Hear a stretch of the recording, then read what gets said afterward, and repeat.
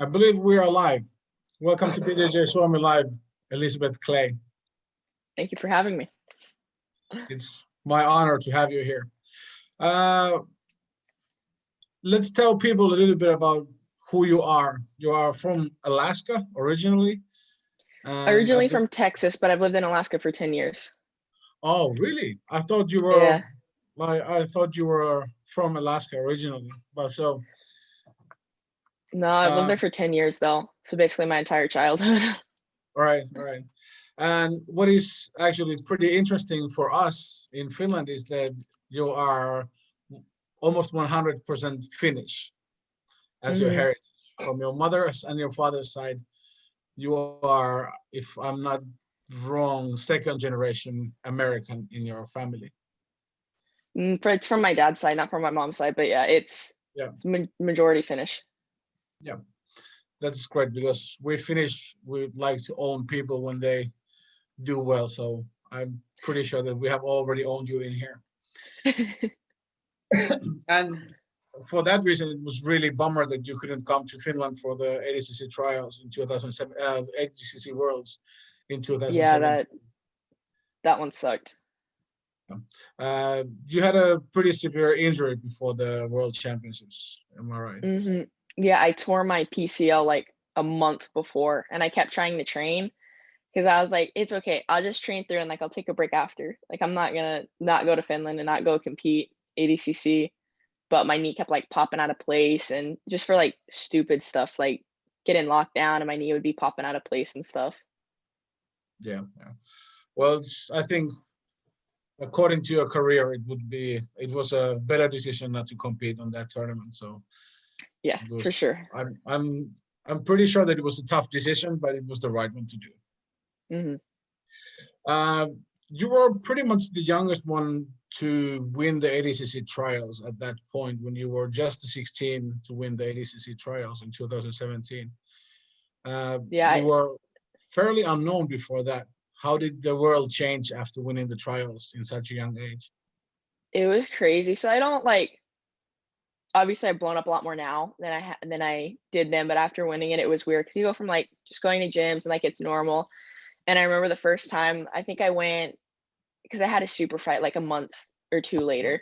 And so I was at the gym and like I go and I'm like, okay, like just had a super fight. Like I'm going to go in, have a nice easy training. And I get there and the first thing one of the guys goes, he's like, hey, you're that kid that just won ADCC trials, right? And I was like, oh, crap. It's like, I just wanted like a nice, easy roll. And like when people see that, you don't get easy rolls. They're trying to kill you. And so like that happened. And I was like, dude, I was like, oh, I'm not even going to roll. I ended up rolling for over an hour and a half because people kept being like, hey, let's get a roll. Hey, let's get a roll. And I'm like, these are not easy rolls either. Like the black belts are trying to kill me. And I'm like, dude, I just had a super fight last night. I probably shouldn't even be training today. I'm 16. No, nobody cared. They're all trying to kill me. So like that changed and I had to get used to that. And then being in Alaska, like you don't get all the attention you would like versus if I was here going to tournaments and stuff like that. So I would be like away and it was like normal. Like I still had more attention from winning ADCC trials in the community, but nothing like when I would come to tournaments here and I'd be there like normal, no, like acting like nobody knew who I was. And I'm, 16 going on 17, and I'll have people come up and talking to me. It's 16 and 17, you're awkward, especially when strangers are coming up and they're like, I'm such a big fan of yours, blah, blah, blah. And you're like, I'm not used to that. Like, thank you. Like, obviously I handle it way better now. And like, but I feel so bad for those people that came up to me in those times because I was so awkward. I had nothing to do. It was so new to me. Just having that attention or having like people wanting pictures and stuff like that. Like it was definitely odd for me, especially being in Alaska and then I would come down to tournaments. It wasn't like I had time to like slowly acclimate to it. It was like I'd be away and then I'd come back and I was diving in headfirst into all the attention and everything. So that was a hard learning curve. I think that's probably the two biggest things that changed after winning ADCC trials. Right. You moved to California, at least for a while. You still live in California? you went back to Alaska for now? I went back to Alaska, but I'm moving, so I'll be in between Arizona and California again, just because it's closer to everything, and it's so expensive flying from Alaska, and then having to fly, like, if I'm lucky, it's only a 5-hour flight, but that's if I get lucky, and then if I'm able to book it out in advance enough, and so it's at the point in my career where I think it's just a smarter move to be somewhere a lot closer to everything. Yeah. Well, most of the tournaments, at least at the moment, are way down south in in Texas at the moment, because They're all in Texas. All the other places are shut down. How is the jiu-jitsu scene in Alaska? We all know about jiu-jitsu scene in Southern California and New York, Florida, even Texas is blowing up really much like lately, but you're from Anchorage, right? Yeah. Or yeah. So how is jiu-jitsu scene like way up north there? There's definitely more of a jiu-jitsu scene than what you would expect, but it's obviously not huge like it is here in Southern California or anything like that, where basically you throw a rock and you're gonna hit a jiu-jitsu gym. But you've got 3 gyms just in Anchorage alone, and they're pretty big gyms too. So you've got 3 gyms there, and then but like it's small enough for the most part, everybody knows everybody. So it's more than what you would expect, like there are gyms to pick from and gyms to go to.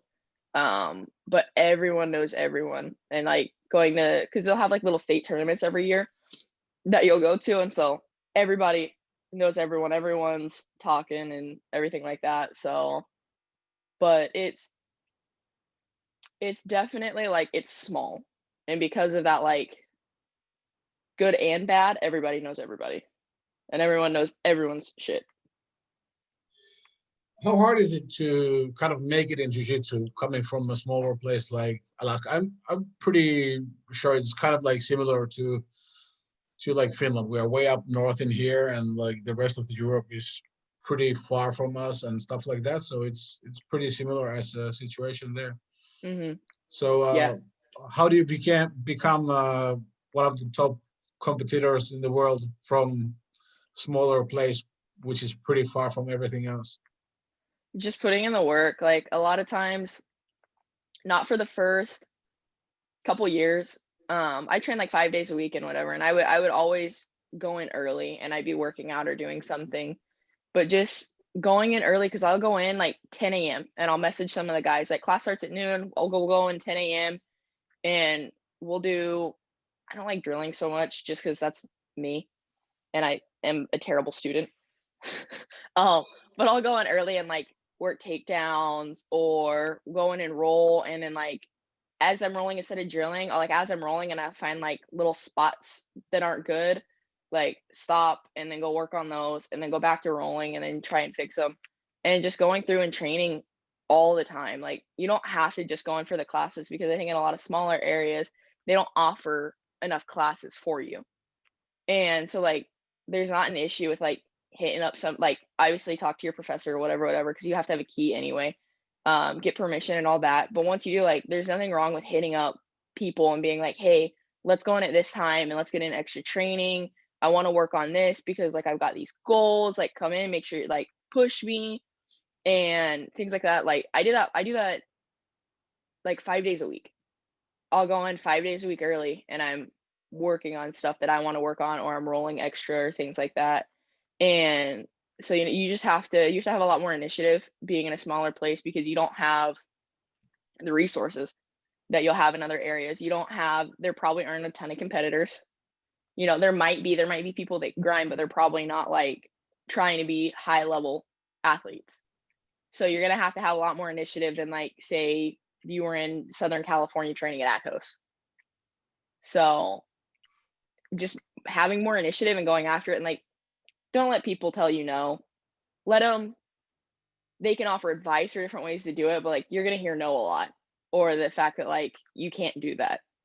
And if you let that get to you, like you're done before you even started. If I had $1 for every time somebody told me no or that I couldn't do something, I'd be a freaking millionaire.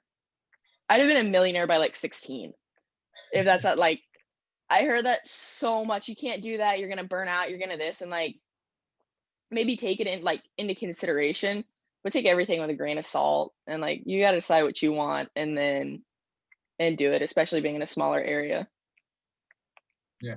Well, when you're 16, you can do pretty much whatever you want. You can like you won't burn yourself out. Just Yeah. as long as you eat and sleep, then you can just train as much as you want to. But that kind of doubt that people had before, kind of, I would assume that it pretty much stopped when you won the trials in 2017 in California, and like after that, you've been like gaining momentum all the way from there and until now. You've been doing the super fights, you've been winning the tournaments, and you've been double golding in the most tournaments that you've been attending. So that's been like do you keep yourself like a high expectations for yourself when you go to a tournament? Can you go there like just to have fun, or do you have to have that double gold when you go to a tournament? I have to have that double. That's just me. And I even like for other people, they'll be upset like they got second or they got like double second, and I'm like you did really good. Whereas like I can go get gold in my division, and if I get silver in absolute, the whole tournament sucks. And like afterwards, I'll talk myself out of it. I'm like, okay, like you're being stupid, like it's okay. But like I'll go there and I'm like, the whole tournament's done. I hate this tournament, and like I'm all upset, and I want to go back into training and just get right back into it because I'm all mad. And I sit there, and I have all my medals. They hang up on the wall on my door, on my door on a hook. And I sit there and I'll look at them, and every time I'll see that, I'm just like, I hate you. Because I have my first worlds, I got golden weight and then silver in absolute. And I lost on one of the stupidest decisions, like on my part. Like I made stupid decisions. Just not playing the rules at all. It wasn't even like, oh, I let them pass or something like that. Like I pulled and let her tap my foot a bunch of times just because I didn't know the rules well enough. And so every time I see that medal, I'm like, dude, can't believe you did that. Every single time I'm like, I hate you. But it teaches you a lot. But I definitely go in and like I can't go in just to have fun. I have fun competing, but it's never like I'm just gonna go in and like if I don't even place, I don't care. If I don't win double gold, I'm pretty upset. So, but I also think I think it's a learning curve that I'm gonna have to learn to be less hard on myself because you can't always win double gold. Like you're gonna lose. That's just how it goes. You're brown belt right now. You've been brown for like a year or so. I got my brown in November. November, yeah. So little less than a year. Mm-hmm. There's been a lot of talks about in the internet because obviously, like I said, you've been double golding in majority of the tournaments that you partake. And people are always like, why is this girl not a black belt? And why is this and why is not that? And people forget that you're only 19 and you've been brown belt for less than a year. So obviously there's a like minimum time limits in IBJJF that you can be you have to be a brown belt, and you even can't be a black belt before you turn 19 in IBJJF. So Yeah. I wouldn't assume that it's not going to be for long that you're going to be a black belt.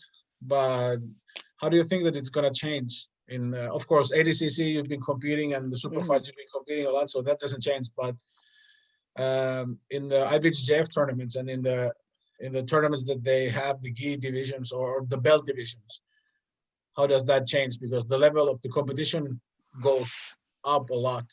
Of course, you've been competing with that level already, but is it going to change, or is it still, if you don't double gold, then everything's going to suck? I don't think it'll change much. Just but like a lot of the people, not a lot of the people, but a number of the people that are competing as black belts, like I competed with as brown and purple belts. So obviously, like there are people that have been on the scene longer that have been black belts, basically as long as I've been training. So those people, like I obviously haven't competed against them, but in my head, I'll know that it shouldn't matter going in. Like you're jumping up, like you're probably not going to get double. But I know me, it's if I don't get double gold, I'm going to be upset. Like I'm not like somebody that's upset that like I'm gonna make it a killjoy for the whole team. Like we'll go have fun, we'll do everything like that, but like inside I'm upset.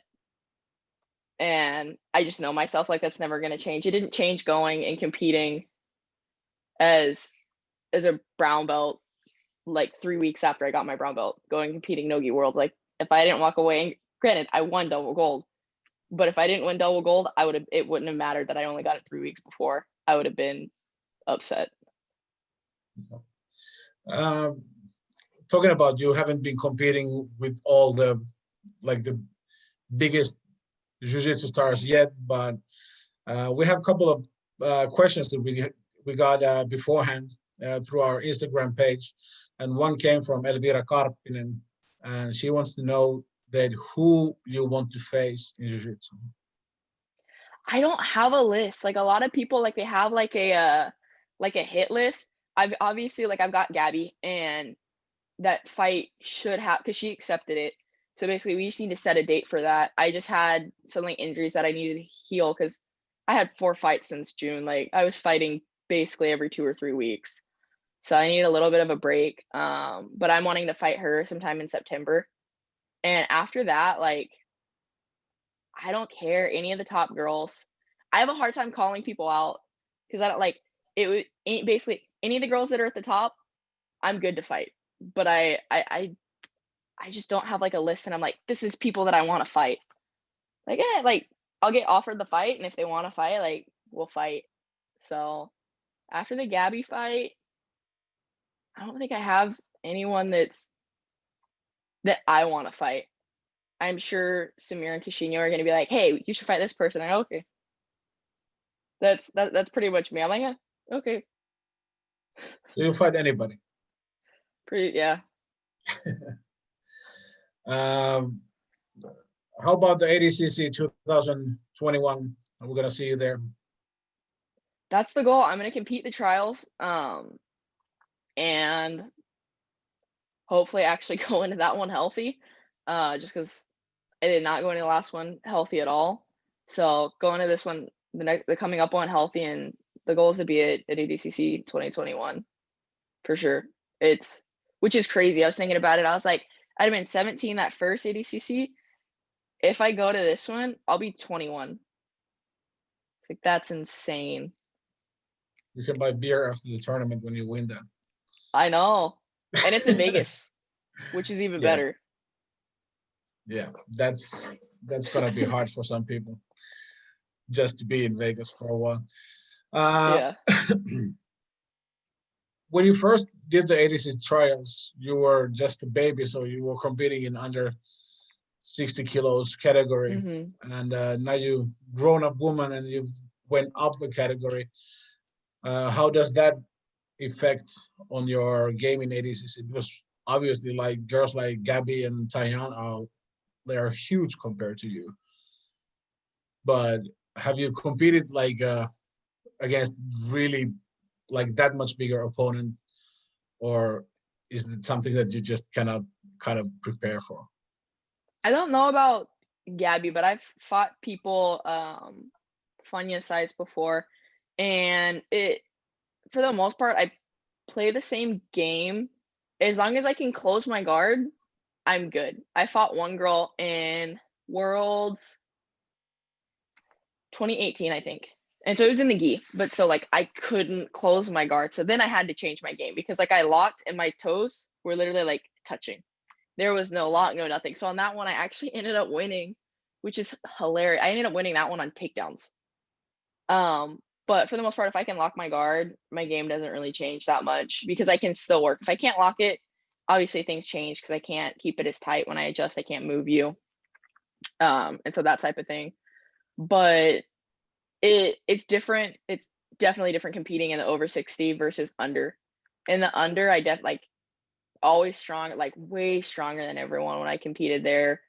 And the over 60 is, I wouldn't say that I'm like weak in there, but I'm definitely not like, don't have that giant margin of strength advantage that I have in the under 60. So, but as far as fighting like Gabby and bigger people, it'll pretty much be the same game. But that's also why I think it's important for me to fight Gabby before ADCC, because then I have a better idea of how it is fighting her going into ADCC. And ADCC is a bigger deal than like fight to win. So I'd rather fight her first on fight to win and then have an idea going into ADCC.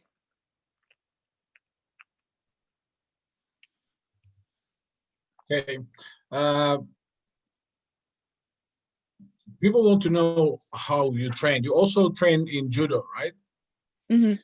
So how much do you train judo, and how much do you train jiu-jitsu, and how do you kind of balance between gi and no gi and stuff like that? So training judo and gi jiu-jitsu and no gi jiu-jitsu, it's kind of like different areas completely. Yeah. So how do you balance that? So it's a little bit different right now that I'm in California, but back when I had my normal schedule, I trained jiu-jitsu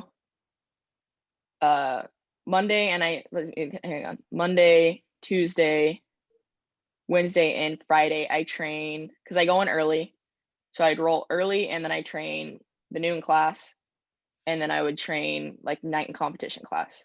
And Monday, Wednesday, Friday is gi, and then Tuesday and Thursday is no gi.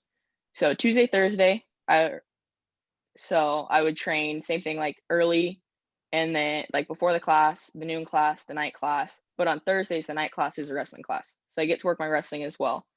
And then I only train judo once a week actually, but it's usually like I'll go in, and so Sundays are my rest day, and that's when I have judo. So yeah, so Nice, I'll go in relaxing judo. yeah, it's so relaxing. This is not relaxing at all. But I go in, like I'll train judo for like an hour, usually like the class is an hour. And then I'll talk like afterwards, and then kind of work on some stuff and just kind of brainstorm. And then Saturdays is open mat, and I only have one day, and whatever like I have coming up, that's what I train on Saturdays. If I have a gi tournament coming up, I train in the gi. If I have a no gi tournament coming up, I train no gi, because then I'm able to kind of like balance out what I need, and then I can work specifically on what I want to during that time. So I just kind of like rotate. Yeah. For some people that doesn't work, but it seems to work for you, that you're kind of dividing your training between gi and no gi, and doing wrestling and judo and stuff like that. Probably it makes you even more versatile when you're in your game. Like you are able to play top and bottom, and you're also pretty good at leg locks and takedowns and stuff like that. So that should be good. Like in last ADCC, the German girl Stephanie Egger, who's also a judo player, she gave Gabby a little bit of a hard time before she got taken down by Gabby and stayed under there. But before that, and especially in stand-up, like she gave Gabby a lot of trouble before that. No, for sure, it was a good match. Yeah, so maybe having good takedowns and leg lock games, and something that it's not really, for example, Gabby's game is really good for your future in that area. Yeah. And like, not to emphasize Gabby too much, but she's the girl to beat in girls ADCC heavyweight. So it's no, for sure. It's good benchmark. Yeah. Like I said, we have some couple of questions beforehand, and one normal question that people usually ask is, how much do you bench press? So that was asked by a guy named Oldman. So hardly anything. I have a torn labrum, so my bench is awful. My bench is so bad. I get asked that all the time. I'm like, dude, my bench is so bad. That is not something that, like, even when I'm like perfectly healthy, I'm lifting heavy, everything like that, my bench is always so bad, like under 130. Just because I can't, like, I go to push and my shoulder goes, I mean, oh, well, that's not great. So sorry to disappoint anybody that wanted me to bench a lot. I don't. Does your shoulder hold up in jiu-jitsu, or does it dislocate or something like that? When it holds up in jiu-jitsu, but I have to lift just to keep everything nice and tight. And there's like, do you know when people do like sit-outs like up and down the mat? Yeah. I don't do that because I've dislocated my shoulder twice doing that. Oh, Just like I've dislocated it twice. Luckily, my mom's a chiropractor. I literally dislocated my shoulder. I'd go off the mat and I'd be like, "Hey, can you put this back in?" She's like, "You fully dislocated." I was like, "I know." She pops it back in, and I go right back to training. well, that's smart.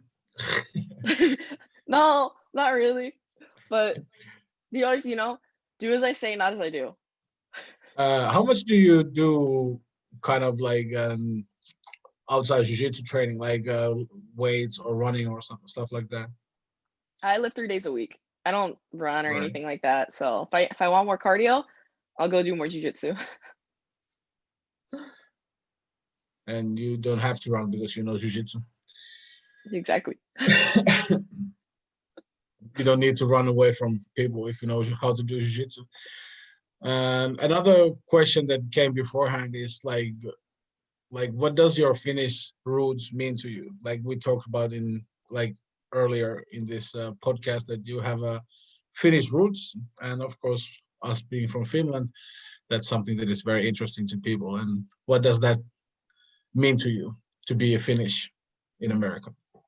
It's awesome to be able to like, because everybody, and maybe not trying to be like different or whatever, like you've got everybody like German, French, whatever else, like I'm Finnish. So then like I get to be Finnish, like, and learn about it. I feel like it's an interesting history as well going through, and like, and it's not something that a lot of people know, because you even have some people and you go, "Oh, like I'm Finnish," and they go, "You're what?" And I go, "From Finland, Finnish," and they go, "Oh, okay," and then they get it. So it's cool to me, and it's even more like it's a really big deal to my dad. My dad loves being Finnish. He loves learning about it, and then blowing up my phone with articles about it at random points of the day all the time. I'll I be know. going and I'll check my phone. Dude, I'll have like 10 messages of just random links to things. And I'm like, dude, I'm training right now. And he's like, look at what I found. Like, okay. So, but it's cool. And I get to go through and like read about it and all of that. And just it's the same thing when people be like, oh, you look like a Viking. I'm like, I mean, I should. Yeah, it would suck So if you don't look just like one. yeah, if I didn't look like there would be an issue. I'm like, oh, they get pictures like, oh, you look like a Viking. I'm like, yeah, I mean, I'm Finnish, so I should. The majority Scandinavian. I should look like a Viking.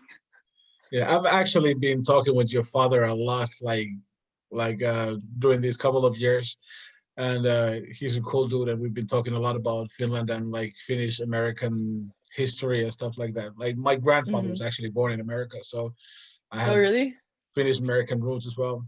He was born in Queens near Boston, and there's a huge Finnish American like cultural history, and it's something that is really close to my heart as well. So I kind of understand your father. We're almost the same age as well, so we're kind of like history nerds. So it's pretty cool.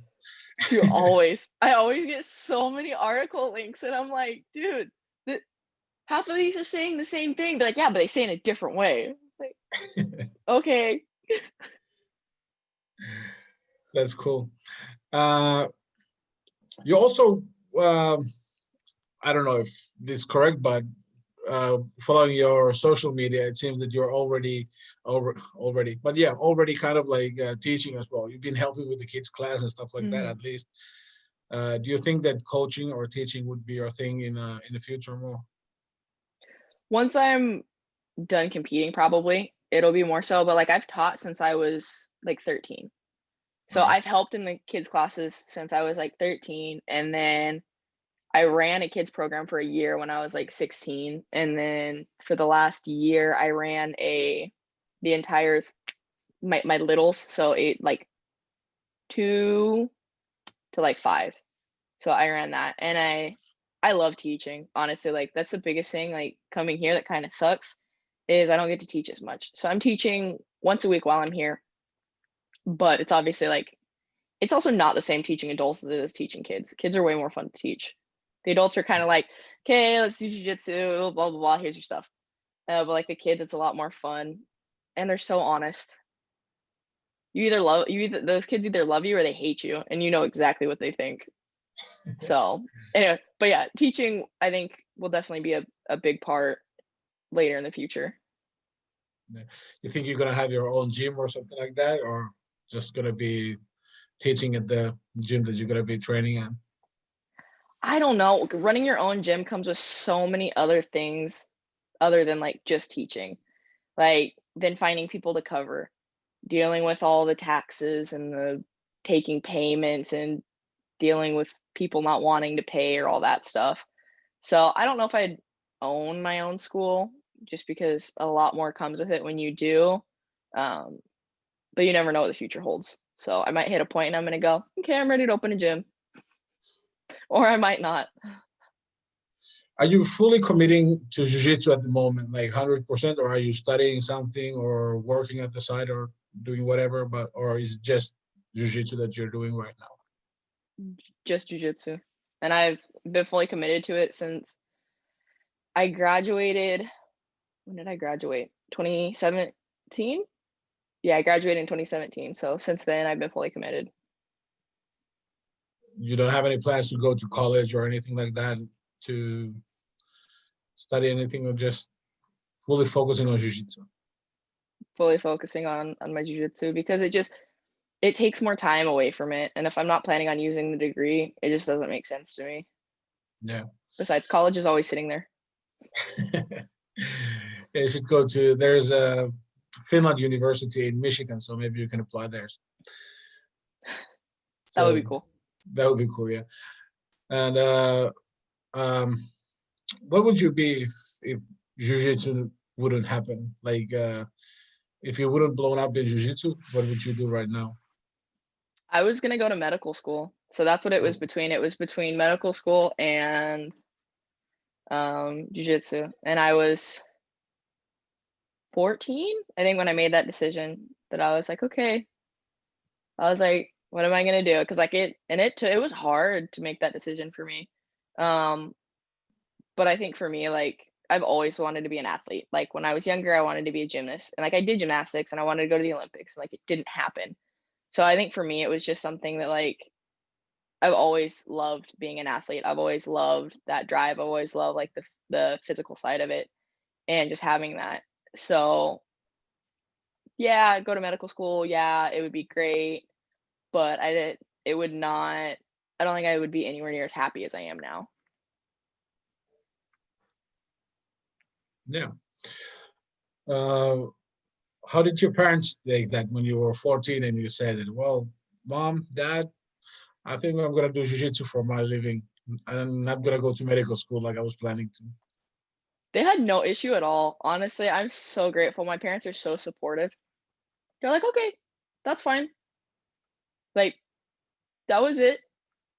That was, there was no, and I feel like I'm probably one of the only people that can say that. They were like, okay, I'm not going to college. I'm going to be an athlete.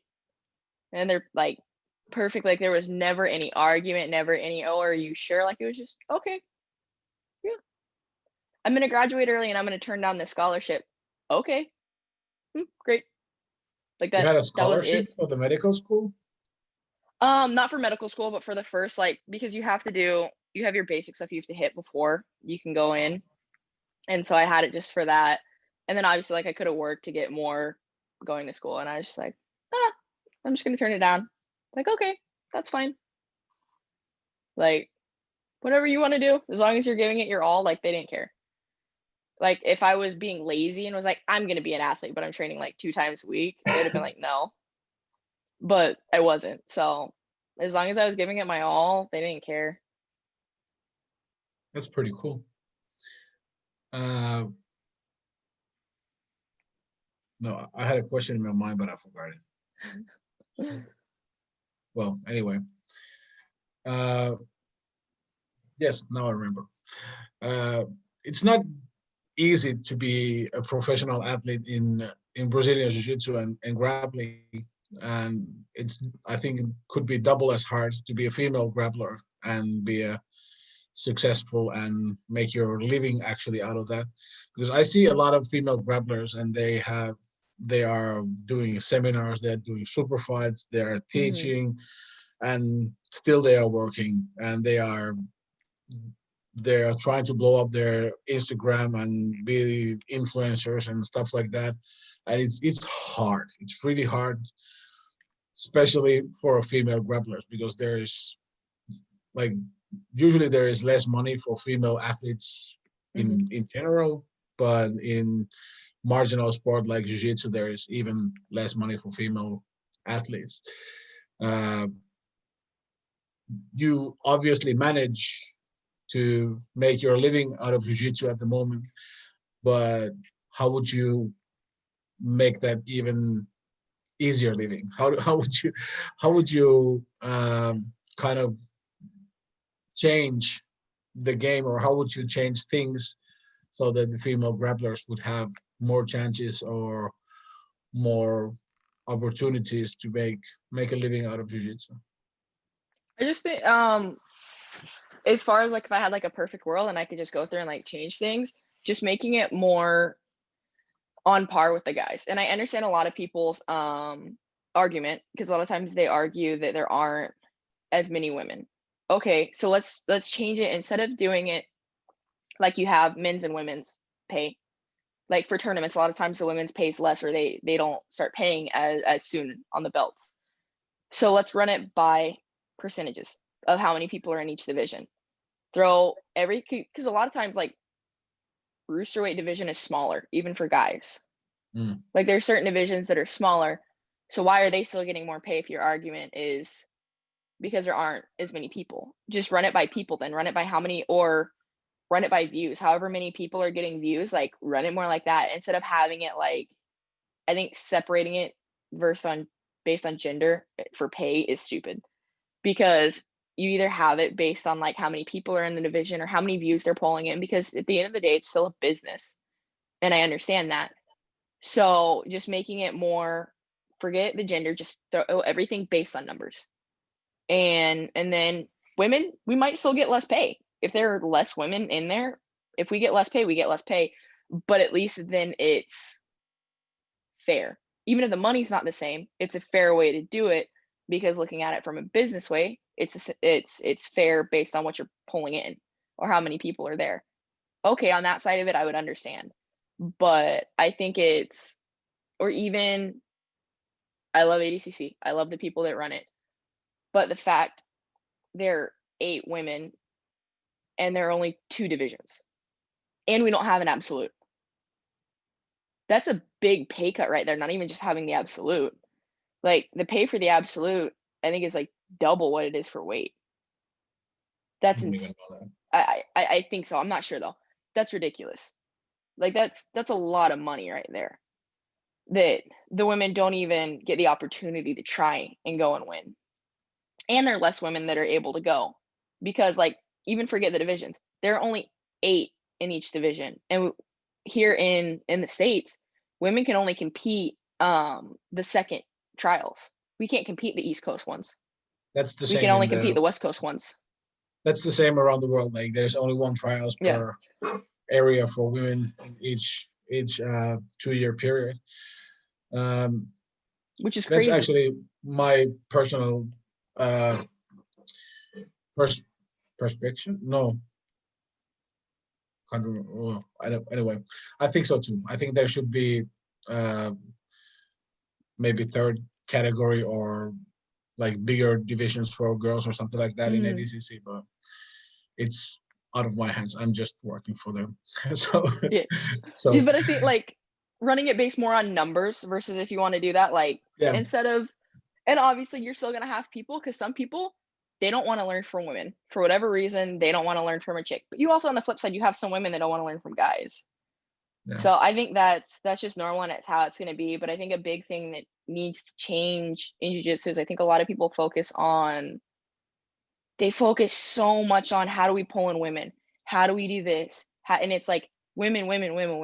And I was like, if people went and they went, how do I pull in guys? How do I do you have any idea the kind of like crap that would happen if that was said?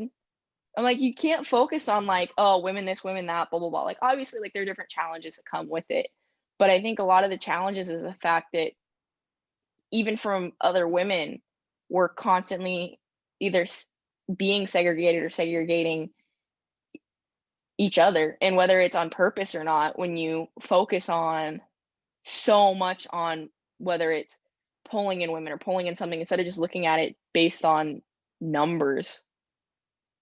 Like, look at it based on numbers instead of like, oh, we need to make sure like that we pull in more women into the gym. Like, how many times do you hear that? Like, we want to pull in more women into the gym. Like, you should want to pull in more people into the gym. Like, it should be people in general. And Yeah. it should, like, obviously women don't want to go train at a gym that's where they're super like sexist or things like that. Okay, but like, you shouldn't be super sexist anyway. Like, that, I don't feel like that's a hard thing to like, you don't want, oh, we have to change it just to bring in women. No, you shouldn't be that anyway. And like, you should focus on bringing in people and creating a good environment regardless. Like, very much of the philosophy of like, build it and they'll come, and just build a good environment, and the women that are supposed to be there will be there. And same thing with the guys. Like, if they love jiu-jitsu or they want to try it out, like, they're gonna come in. And instead of focusing on like running all this stuff just for women, and I think that also affects it as far as the pay goes, because it's, whether you realize it or not, like, it changes it in your mind and how you think of it. Then you think of like jiu-jitsu, not men's jiu-jitsu, jiu-jitsu, and then women's.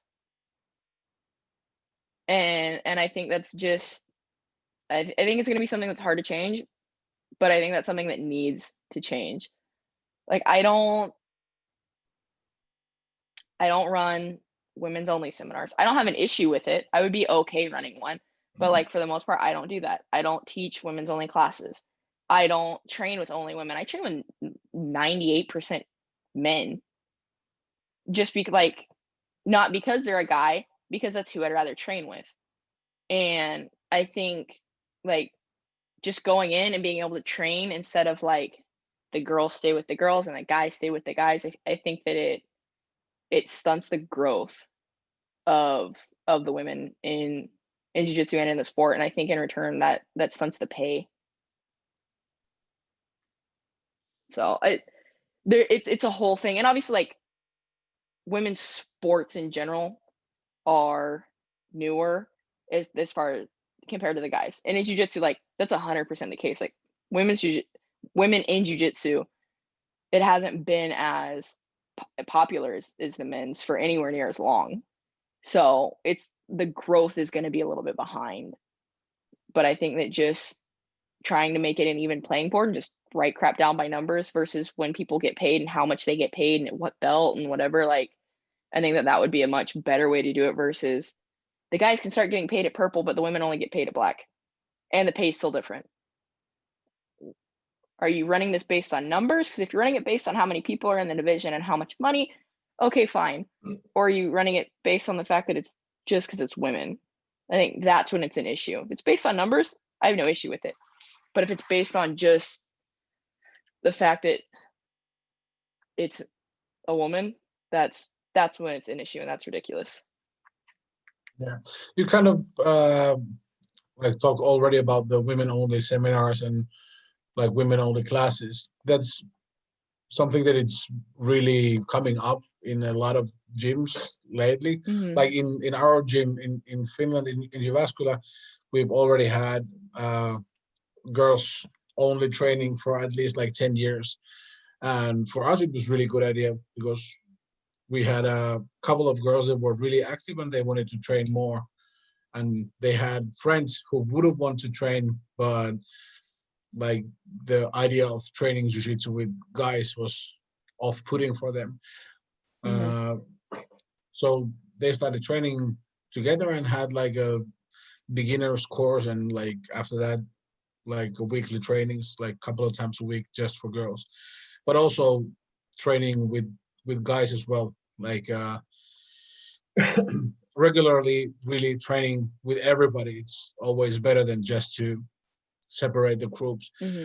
But what is your take on like actually having girls only groups? Do you think it's beneficial for girls, or is it just something that gyms do because it's something that it's accepted to do at the moment, or how do you I see that? think it's a good way to pull women into the gym at first because, like you said, like some women are uncomfortable with it at first, but I don't think that it should be.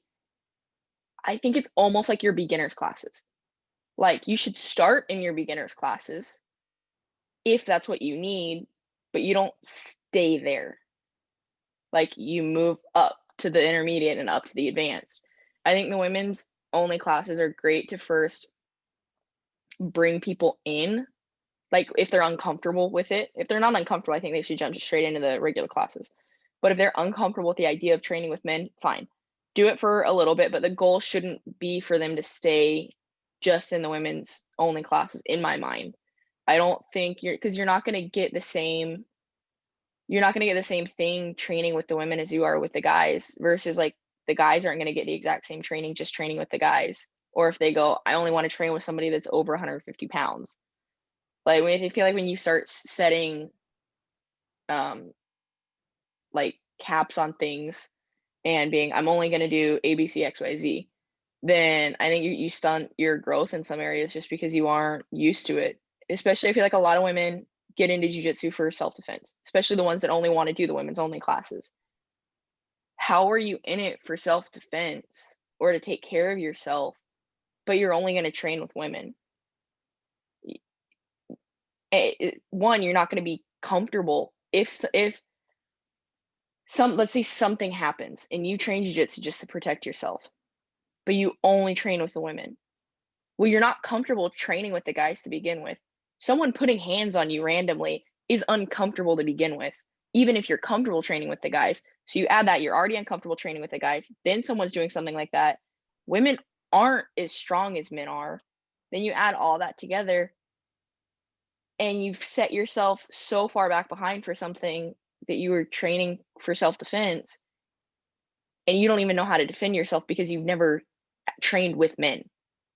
And you don't know that kind of pressure that they put on because you're not comfortable with it. The whole point of jiu-jitsu is to learn how to be comfortable where you're uncomfortable. That's part of a lot of the growth in it. So I think women's only classes have a place, but I don't think that we should pigeonhole ourselves to them. A lot of like my entire jiu-jitsu career, I've spent trying to like not be pigeonholed, because before the women's only classes, like you had it a lot of times. What was expected is the women would pair with the women and the guys would pair with the guys, even though it was all in one class. Like that's pretty much what happened when you were drilling. And my entire career was spent like, I have no issue training with women. I'll train with women sometimes, but I was gonna train with the guys and I was gonna drill with the guys and I was gonna roll with the guys. And it was at least gonna be, 50-50 or whatever. And I think it's almost a step backwards to then pigeonhole ourselves just to the women only classes and to only do that. So time and place, great to bring women in at first, but I don't think they should stick to only that. Right. Wise words, I think. What are your goals in the future? What are we going to see Elisabeth Clay do in the near future and in, let's say, a couple of years or 5 years from now? Well, hopefully fighting Gabby and winning ADCC in 2021. And then in 5 years, I don't think I could say something, because 5 years ago from now, 5 years ago, I was 16. I'd won my first Worlds and Pan Ams. That was it. I don't think I could tell you in 5 years I'd be where I am now. So like I had goals obviously, but I think I've basically surpassed every single one of my goals already, like earlier than I even wanted to. So I think it's going to be staying on the same thing and grinding and hopefully like making a good living doing this and not constantly having to worry. I would love to be able to travel more and do more seminars. That would be a lot of fun for me, because that's probably one of the only things that I haven't been able to do anywhere near as much as what I would want to do. And then just same thing, just competing and hopefully winning everything, hopefully being ranked number 1 in both gi and no gi. And having a couple ADCC world titles under my belt, and hopefully gi world titles too. We're gonna see you in MMA. Probably not. I like my Thank face God. the way it is. I get asked that all the time, and I'm like, it's fun. Muay Thai's fun to hit pads, not to get hit in the face. Getting hit in the face is awful. So I've already broken my nose enough. I understand people wanted to do MMA because of obviously it pays more than jiu-jitsu, but it always breaks my heart to see world-class jiu-jitsu fighters go to MMA and quit doing jiu-jitsu. So I'm glad to hear that you're not planning to go there, at least for now. Yeah, no. Hey, we've almost an hour in. If people want to follow you, how they're gonna follow you? If they wanna contact you in some way, how do they should do that? On my Instagram, Elisabeth Clay BJJ, and it's Elisabeth with an S, not a Z, so that you can actually find it. All right, go there. Thank you, Elisabeth. It was fun, and I'm really glad that you had the time to talk with us. And Me too. hope to see you in the tournaments in somewhere in the future, and we'll keep looking at your adventures in jiu-jitsu world from now on. Thank you. Thanks for having me on. Thank you. Ja tähän loppuun kiitos kaikille katsojille, ja keskiviikkona taas jatketaan. Meillä on meditoiva punkkarin munkki täällä seuraavassa jaksossa. Kiitoksia. Thank you. Thank you.